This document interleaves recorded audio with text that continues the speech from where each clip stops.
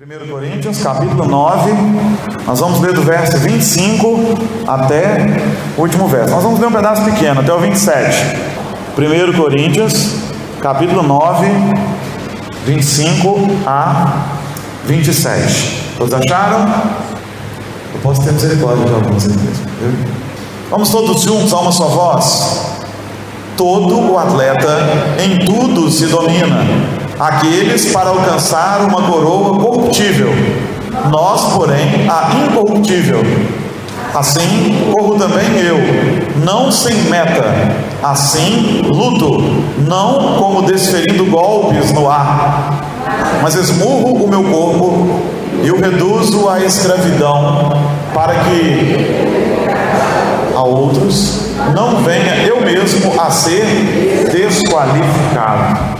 Gente, não é um sermão, é um compartilhar assim de coisas, é um abrir do coração mesmo hoje, é diferente. E eu estava pensando, passando por esse texto, nós lutamos pelo que mesmo? Nós corremos por que mesmo? Para que mesmo? Parece que a gente olha assim e vê todo mundo muito cansado, as pessoas fadigadas, as pessoas sem tempo de às vezes fazer a obra do Senhor. Para que a gente luta mesmo? Para que a gente corre mesmo? O apóstolo Paulo fala que o atleta ali, ele luta por uma coroa que é o que? Corruptível. O atleta, ele se domina para alcançar uma coroa corruptível. E nós sabemos que, por exemplo, nas Olimpíadas daqueles tempos gregos ali, o sujeito corria por uma coroa de louros, uma coroa que se corrompia, murchava. O prêmio era uma coroa de folhas que não durava nada, mas eles se alegravam com aquela glória de dizer: eu fui o primeiro. Mas o apóstolo Paulo, falando aos cristãos, ele diz assim: mas nós lutamos por uma coroa incorruptível. Nós corremos por uma coroa incorruptível. Eu não luto em vão, desferindo socos no ar. A gente está correndo pelo que mesmo? A gente está lutando pelo que mesmo? E por que nós estamos tão fatigados? Se Jesus disse que Ele veio para nos dar vida e vida em abundância, por que as pessoas estão fatigadas, cansadas, às vezes não querem trabalhar para Jesus, e às vezes nem para si mesmas, desanimaram? Eu estou desanimado, não quero mais nada. Se eu pudesse, eu não fazia mais nada. Eu não estou me eximindo disso, não. Só estou dizendo que às vezes a gente fica assim. E às vezes a gente vê segmentos de pessoas lutando por coisas incertas, que não são certas ou que vão esvanecer. Eu fico pensando, por que um muçulmano se dispõe a perder a vida pela promessa de um céu onde Allah, ele é não relacional, porque você vai estar num lugar, mas Allah vai estar num outro lugar?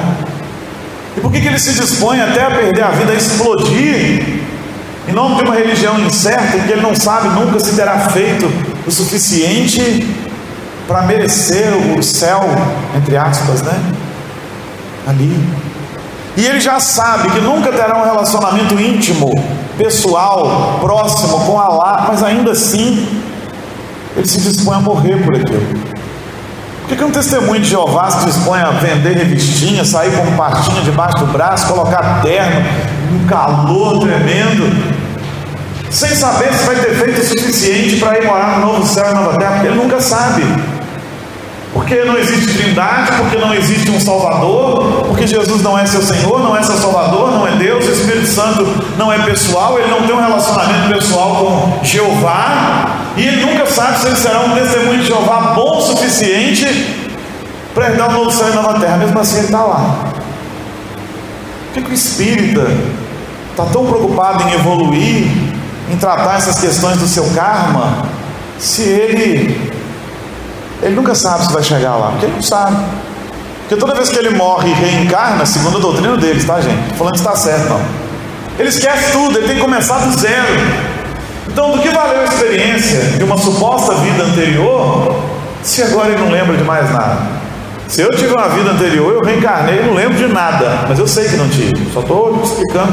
E ele está disposto a morrer por isso, a compartilhar isso, a escrever literatura sobre isso.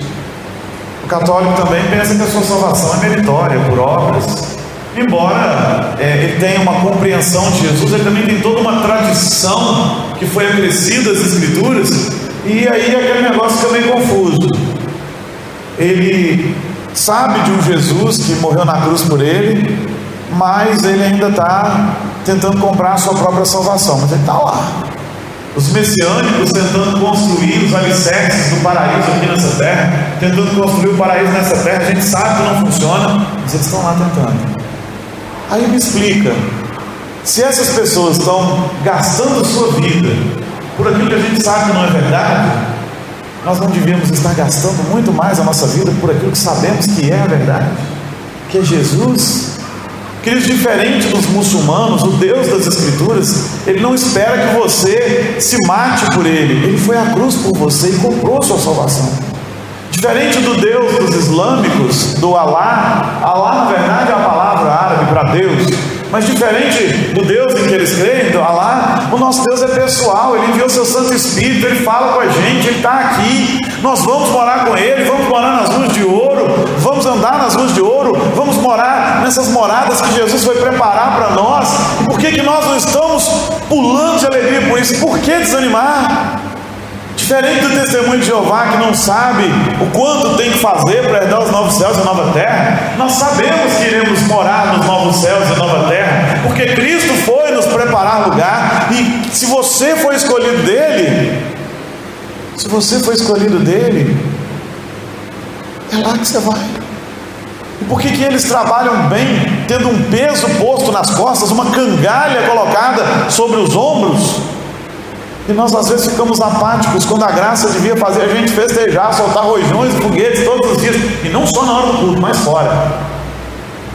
Nós não vivemos a incerteza do Espiritismo, que você vai ter que reencarnar milhões de vezes, até quem sabe se reunir a um grande ser cósmico. Não, nós sabemos que nós não vamos ter que ser submetidos a todo tipo de sofrimento muitas e muitas e muitas vezes. Nós só vivemos esta vida. Depois é a glória, se você é de Jesus. Isso não devia nos alegrar muito, muito? Isso tudo é passageiro, eu vou morar no céu. Não é uma possibilidade, é uma certeza.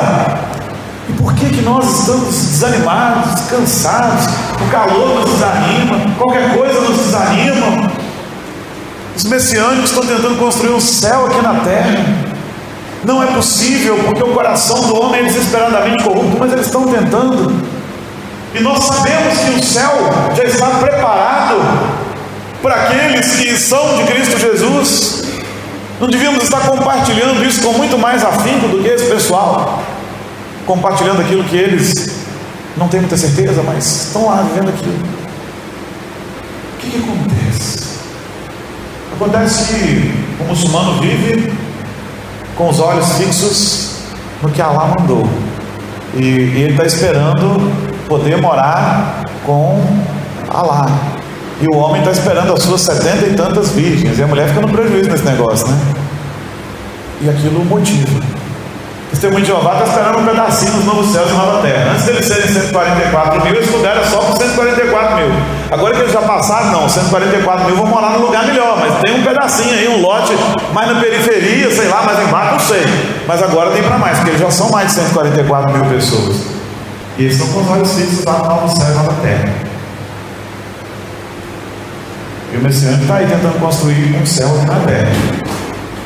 E nós devíamos estar com os olhos postos em Jesus, nos novos céus e nova terra, em Jerusalém celestial. Nós devíamos estar com os nossos olhos fixos na cruz todos os dias. E precisamos, queridos. E precisamos. O negócio é que às vezes a gente está com os olhos postos aqui. Nós estamos morrendo por isso aqui. Nós estamos nos gastando por isso aqui. E tudo isso aqui vai ser depurado pelo fogo um dia. Nós precisamos disso aqui? Até precisamos, mas vamos desfrutar disso aqui sem apego exagerado, porque tudo isso aqui vai passar e nós vamos morar num lugar muito melhor. Toda a criação será depurada pelo fogo, será purificada, Nós receberemos corpos glorificados, aqueles que cremos em Jesus, e vamos morar com Ele. Nossos olhos têm que estar fixos ali.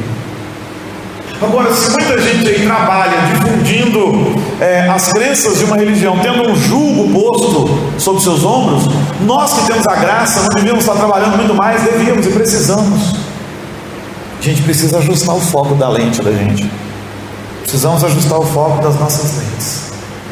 Porque tem segmentos evangélicos, inclusive, que exploram essa coisa evangélica, entre aspas, do aqui e agora.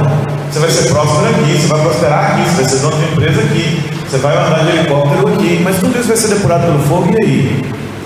E aí eles não estão prestando nenhum favor às pessoas, porque estão falando do céu. Porque as pessoas são imediatistas. O céu é um outro tempo, lá na frente, está muito longe, eu quero o aqui e o agora. Mas será que muitos crentes não estão vivendo a mesma coisa? Eu quero só o aqui e agora.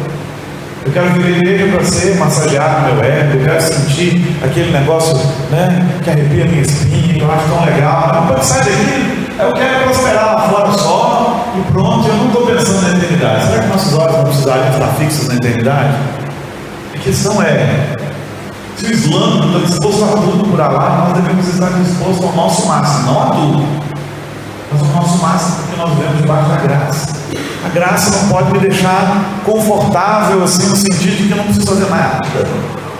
Será que a gente não está sofrendo tanto porque está olhando só aqui? Devia estar olhando para o céu. Será que por mais que a gente conheça o versículo bíblico que está lá em Mateus 6, buscar pois em primeiro lugar o reino de Deus e a sua justiça, as demais coisas serão acrescentadas, será que ainda assim a gente não está invertendo? Buscar as demais coisas e se sobrar tempo você busca o reino dos céus?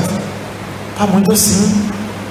E nós temos comentado com as pessoas de um modo geral, isso é geral, conversar com outros líderes, conversar com outras pessoas.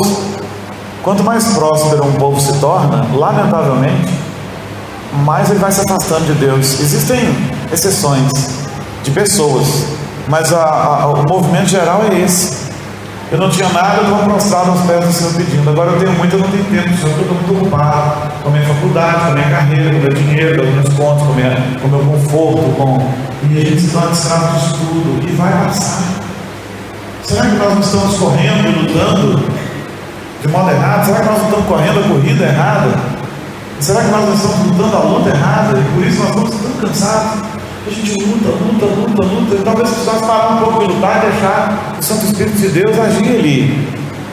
E talvez a gente precise rever valores, porque apesar de livre, Paulo se fez escravo, conforme esse texto, porque ele quis, para a glória de Cristo. Porque apesar de saber que vai reinar com Cristo, ele se fez servo. Ele esmurrava o seu próprio corpo e o reduziu à escravidão. E ele explica por quê. Para que, tendo pregado a outros, não venha eu mesmo a ser desqualificado. Será que nós estamos mandando os outros olhar para o céu e nós não estamos olhando? Nós precisamos olhar para o céu, lembrar que tem um Deus que cuida da gente, lembrar que tem um Deus que até luta por nós. Ele só pede para a gente lutar por Ele. Faz a minha obra, eu vou cuidar de você. Faz o meu trabalho, eu vou cuidar de você. Nós devíamos evangelizar com mais afinco. E quantas vezes os amigos estão indo, fiquei pensando que um pouco daquilo ali que a gente viu esses dias, tanta catástrofe, morte no CT do Flamengo, morte em Brumadinho, e é inesperado mesmo. E assim será o último dia, inesperado, porque aquilo foi inesperado. Ainda que alguém soubesse que a barragem estava prestes a romper, ele nunca sabia quando, nem onde, nem como. Ele só sabia que poderia. E assim é a vinda de Cristo. Nós sabemos que Ele vem, nós não sabemos quando, como até sim, os céus vão se enrolar e tudo, mas nós não discernimos o como na sua plenitude. Nós precisamos testemunhar de Cristo, nossos amigos. É tão triste quando você vai se aproximando de uma pessoa e às vezes ela tem amigos cristãos, e você fala: olha, você é da igreja, fulano está lá, ele nunca me convidou. Olha, fulano nunca me convidou. Às vezes você está preocupado em perder amigos, não falar do evangelho, porque fulano vai me achar chato e eu vou perder um amigo. Melhor perder um amigo nessa terra do que perder um amigo para o inferno. Fala com ele. Precisamos ter os olhos fixos nos céus. Às vezes não, eu estou buscando um tempo, um momento, eu vou falando devagarzinho, eu vou passando uma mensagem meio subliminar. Seja aberto, isso é o que nós somos, um povo que crê que vai morar no céu, um povo que crê que Cristo nos salvou. Seja aberto, senão isso vai ficar te consumindo um dia, porque senão amanhã o Senhor chama o seu amigo, eu não falei para ele, eu tinha que ter falado, mas você vai tentar se consolar com, mas eu estava esperando o melhor momento, mas eu às vezes dei um cartãozinho, dei uma coisinha, fui subliminar, quem sabe ele leu as entrelinhas. Não tem que ter entrelinha, tem que ser aberto, escrachado, no bom sentido da palavra. Eu gosto muito das músicas cristãs dos anos 70, 80, até 90. Eu tenho dificuldade hoje de ouvir muita música, porque nossas músicas estão ficando meio subliminares mesmo. Outro dia tinha um pessoal, estava numa cidade, estava lá em Santa Margarida, tinha um pessoal cantando na praça, estava bonito. A proposta deles é: vamos cantar na praça. Mas aquelas músicas não significavam absolutamente nada para quem passava na rua. Nada. A preocupação agora é emocionar simplesmente, não compartilhar a palavra. Aí eles cantaram lindo, lindo, lindo és, glória, glória, eu te dou. E você vê que as pessoas passavam na rua e ficavam: e aí? Então me leva à sala do trono, no meio da rua. Isso não significava nada para aquelas pessoas ali na rua. Aí eu gosto de umas músicas que falam mesmo, né? Cara, vou falar na sua língua para você sacar, de um barato diferente você vai gostar. E aí ele começa a falar de Jesus. Ou falando de vida e não de morte, tratando para paz e não da guerra, olhando para o céu onde está Deus que tudo pode fazer. As músicas falavam de Cristo assim abertamente. Agora às vezes fica meio subliminar, até no louvor. A gente tem que falar abertamente de Jesus, a gente tem que falar abertamente de quem a gente é e no que a gente crê. Deve ser por isso que a gente está desanimado, porque a gente não vê resultados do que a gente está fazendo, e muitas vezes a gente não vê porque a gente está encolhido, se escondendo. Eu não revelo a minha identidade para o mundo. Aqui eu sou crente, muito crente, mas lá fora eu sou o Gilberto, mas eu tenho que ser conhecido pela minha fé, ainda que as pessoas não concordem. Elas têm o direito de não concordar com o que eu creio, mas elas não podem ficar sem saber no que eu creio. E quando a gente tem os olhos fixos no céu, a aprovação social, a aprovação de muitas coisas, ela não importa muito. Eu lembro quando eu cheguei aqui que alguém falou: olha, é muito difícil você se enfronhar na sociedade, viu? É difícil para um pastor se envolver na alta sociedade para influenciar. Eu não estou preocupado com isso, eu quero pregar o evangelho. Se Deus me deu a oportunidade de pregar lá, eu vou, e tenho tido, sem nunca ter corrido atrás disso.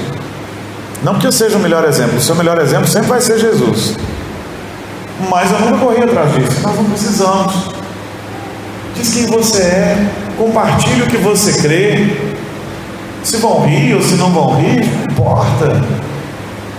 Não é para você ser desagradável, aborrecido, mas olha, cara, é assim que eu creio. Olha, você está fazendo isso, a gente continua amigo, mas eu não concordo com isso. Hoje as pessoas entendem que amor é aceitar tudo. Não é. Que amizade é concordar com tudo. Nunca foi. Está errado. E a gente vê isso até na dialética dos filmes, né? Esses dias vendo uma dialética entre um sujeito que luta contra os seus pecados num filme e um outro que está defendendo seu homossexualismo. Ele falou: olha, se você me amasse, né, se você fosse de fato uma pessoa que quer ser melhor, você tem que concordar com tudo aquilo que eu sou e faço. Nem com filho a gente faz isso. A gente está lutando para quê? A gente está lutando para a ascensão social, para ganhar dinheiro, para ficar rico. Vai acabar. Deve ser por isso que a gente fica cansado. E nunca basta, né? Nunca basta. Eu compro uma casa, às vezes ela não basta. Eu compro uma TV, ela não basta. Eu compro um telefone, ele não basta. E nunca vai bastar. Mas quando meus olhos estão postos no céu, isso basta. Às vezes eu desanimo também, como todo mundo. Às vezes eu olho para o ministério, olho para a obra, olho para aquilo que eu gostaria que tivesse já no outro patamar, mas não está, e dá vontade de desanimar. Mas aí tem dia que eu fico triste, só a minha esposa sabe, só ela vê a minha tristeza lá. Mas aí eu sou lembrado de duas coisas muito importantes: isso aqui é passageiro, e os resultados não são meus, nunca dependeram de mim. Quem sou eu? Quem sou eu? Os resultados vêm de Deus. A sua conversão vem de Deus. A sua mudança vem de Deus. Sua transformação vem do Espírito Santo. Outro dia, irmão, o senhor falou mesmo, falou de novo. Não, minha irmã, é isso que eu posso fazer, eu posso falar. O pastor fala, o pastor aconselha, o pastor prega. Convencimento é do Espírito Santo. Mas eu tenho que ter meus olhos fixos no céu. E é isso que faz a gente continuar, é isso que faz a gente caminhar. A minha história ministerial não começou aqui não, começou antes, mas aqui já tem 13 anos, mais. E a gente sempre teve sonhos para a igreja, e a gente às vezes desanimado fica. Um dos meus momentos de desânimo ficou muito evidente numa reunião que eu e o conselho tivemos ali no berçário, no fim do ano passado. E era um desânimo que doía o coração, porque eu continuo sonhando grandes coisas para essa igreja, mas eu não posso te obrigar a fazer. Você precisa ter os olhos fixos no Senhor. Você precisa desejar viver para Cristo, resplandecer sua glória, caminhar com Ele. Você precisa, assim como eu, manter os olhos no lugar certo, prosseguindo para o alvo, para o prêmio da soberana vocação em Cristo Jesus. Você precisa continuar se lembrando das ruas de ouro, do mar de cristal, da cidade perfeita, da Jerusalém celestial. Você precisa continuar se lembrando que um dia o fulgor da glória do Senhor será tão intenso que até a estrela de maior grandeza vai ser diminuída, como nós falamos no outro dia. Você precisa se lembrar que tudo isso aqui, emoções, sensações, conquistas, tudo vai passar. As que interessam são as que divulgam o reino de Deus. Sim, meu filho, seu iPhone vai queimar. E não vai bastar. Um dia vai, não vai queimar essa noite, não, pode ficar tranquilo. Se eu morrer, não. Estou lançando maldição no seu telefone, não. Só estou falando que um dia ele queima. E você trabalhou tanto por ele e ele queimou. E você comprou outro, e entrou na roda do consumismo e ele queimou. Você não precisa trocar de telefone todo ano, não. Fica com um até ele morrer. Porque essas coisas são para te servir e não para que você se torne servo delas. Sim, querido, as coisas aqui são passageiras, são efêmeras. O carro quebra, a casa vai, o tempo passa, Deus nos chama, nós conquistamos tantas coisas, aí de repente Deus nos chama. E aí?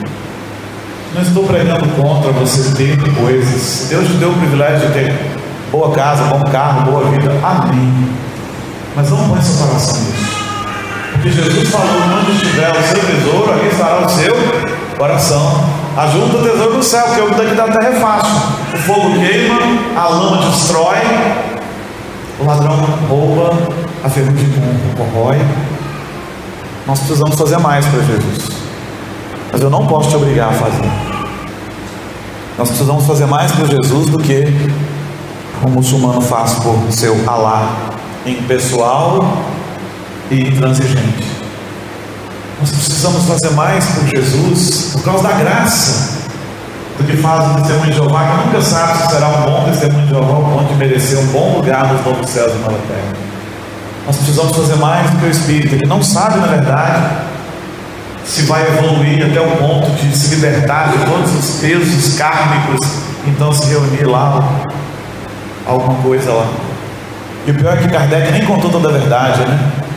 Porque os reencarnacionistas orientais creem também na reencarnação involutiva, ou seja, a reencarnação de raiz mesmo, vamos dizer assim, ensina: se você for bom, você pode reencarnar num homem melhor, mas se você for ruim, você pode voltar encarnado numa vaca, um cachorro, um mosquito, um grilo. Mas esse ponto o Kardec não quis trazer para os ocidentais, porque é desagradável, né? O ocidental não gosta disso, o ocidental só gosta de coisa boa. Você vai voltar com um cavalo fora. Se eles trabalham por essas coisas que não são a verdade, que não estão na Bíblia com afinco, nós precisamos trabalhar com muito mais afinco por Jesus. A graça, se tem como resultado o nosso desânimo, preguiça e desconforto em evangelizar, em testemunhar, em trabalhar, não é graça. O que alcançou talvez tenha sido uma desgraça. A graça de verdade precisa nos mover em gratidão, para trabalharmos para Cristo, para testemunharmos e para não desanimarmos, porque ainda que desanimemos, os que esperam no Senhor renovar-se-ão, voarão como águias, subirão até as alturas, correrão e não se fatigarão. Mas o que nos renova? O que nos renova é a esperança que vem depois do sol, das estrelas. O que nos renova é o que vem depois do Jordão, na Jerusalém Celestial. O que nos renova é a lembrança do que Cristo fez por nós na cruz, como a sua graça maravilhosa.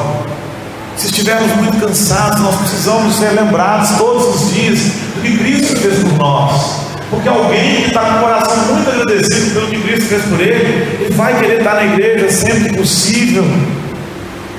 Alguns às vezes perguntam: pastor, fulano não vem à igreja, mas sempre vai em todos os lugares, anda para todos os lugares, dentro da igreja. Eu falei: aí o que eu vou fazer?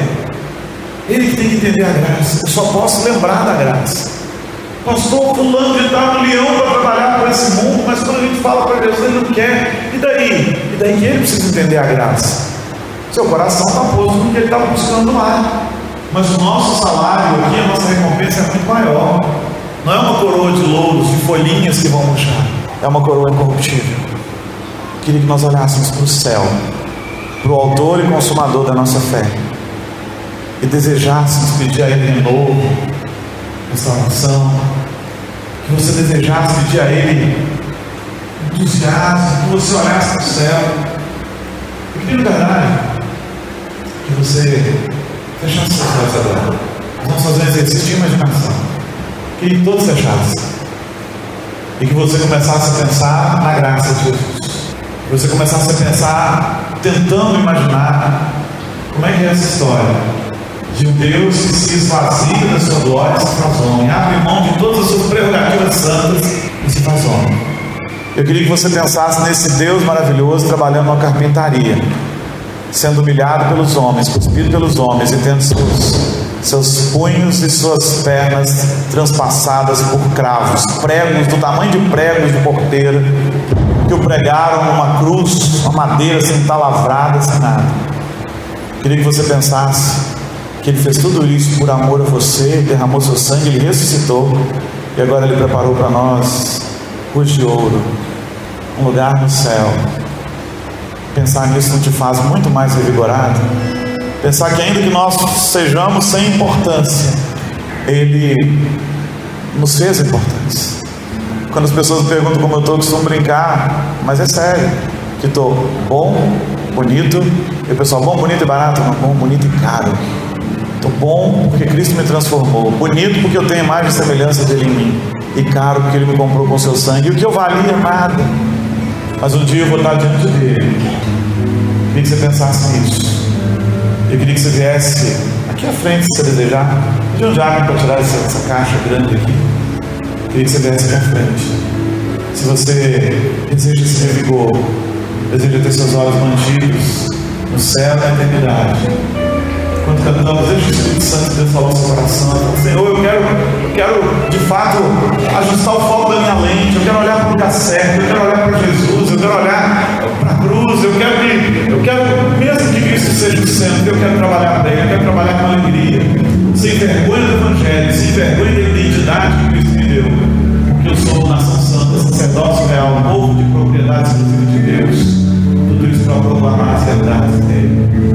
Se o Senhor te mover para que você faça um concerto com Ele, para você ser revigorado, para você deseja trabalhar mesmo para Ele, te convido aqui à frente para nós orarmos juntos, porque você precisa disso, e eu preciso disso também. Eu orarei por mim, eu orarei por nós.